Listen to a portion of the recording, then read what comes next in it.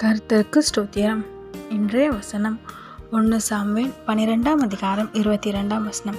கர்த்தர் தம்முடைய மகத்துவமான நாமத்தின் நிமித்தம் தமது ஜனத்தை கைவிட மாட்டார். 1 சாமுவேல் 12ஆம் அதிகாரம் 22ஆம் வசனம். கர்த்தர் தமது மகத்துவமான நாமத்தின் நிமித்தம் தமது ஜனத்தை கைவிட மாட்டார். இன்னைக்கு கர்த்தர் உங்களை பார்த்து சொல்கிற ஒரு வார்த்தை, உன்னை கைவிட மாட்டேன்னு சொல்கிறார். சூழ்நிலை அப்படி இருக்கா?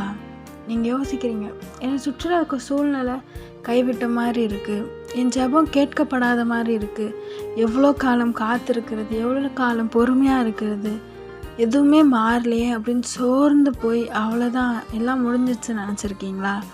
இல்லை ஏசுப்பா கைவிட்டார் அப்படின்னு நினச்சிருக்கிறீங்களா?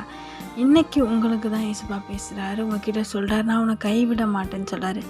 தமது ஜனம், அவரோட ஜனத்தை ஒருபோதும் கைவிட மாட்டார், வெட்கப்பட்டு போகவும் விட மாட்டார்.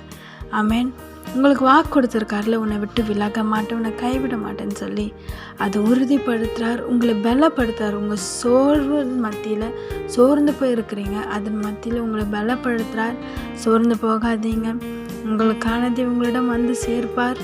பயப்படாதீங்க, கலங்காதீங்க. கர்த்தர் உங்களோடு இருந்து பெரிய காரியங்களை செய்வார். ஆமென்.